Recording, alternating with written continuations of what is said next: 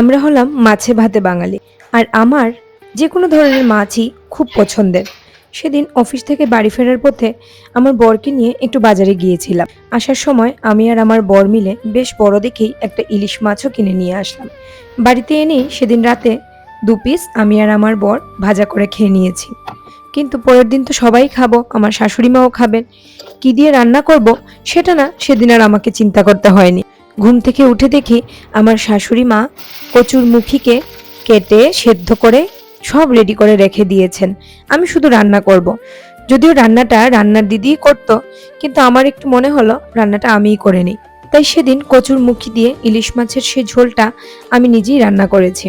এইদিকে ঘরে যত রকমেরই ভালো মাছ আসুক না কেন, আমার মাথায় একটা চিন্তা ঘুরতেই থাকে।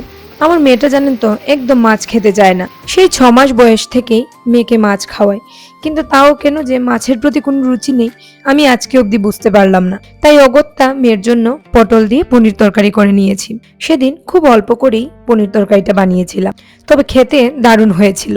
মনে হয়েছিল আর একটু বেশি করে বানালে হয়তো ভালো হতো।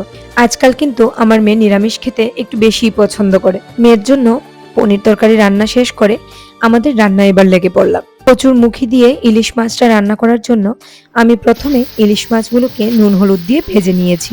আর এদিকে আমার শাশুড়ি মা কচুর মুখিগুলিকে আগে থেকে সেদ্ধ করে রেখেছিলেন, তাই এতে আমার বেশ অনেকটা সময় বেঁচে গেছে। আমার বাপের বাড়িতে আমরা সবসময় কচুর মুখি দিয়ে ইলিশ মাছের মাথা দিয়ে রান্না করে খেয়েছি।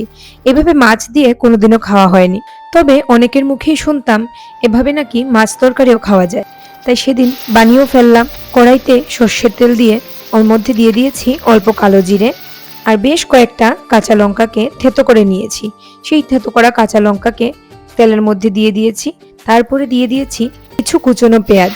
সবগুলোকে ভালো করে ভাজা ভাজার মতো করে নিয়ে এর মধ্যে গুঁড়ো মশলাগুলো দিয়ে দিয়েছি।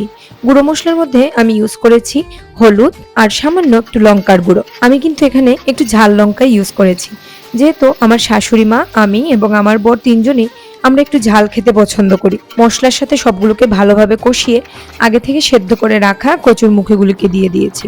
ঝোলটা ফুটে উঠলে পরে মাছগুলোকে ছেড়ে দিয়েছি। এভাবে মাছ তরকারি খেতে কিন্তু দারুণ লাগে। রেসিপিটা যদিও খুব পুরনো একটা রেসিপি, তাও ভাবলাম তোমাদের সাথে শেয়ার করি। আজকের ভিডিওটি এখানেই শেষ করছি। সবাই খুব ভালো থেকো। দেখা হবে নতুন কোনো ভিডিওতে।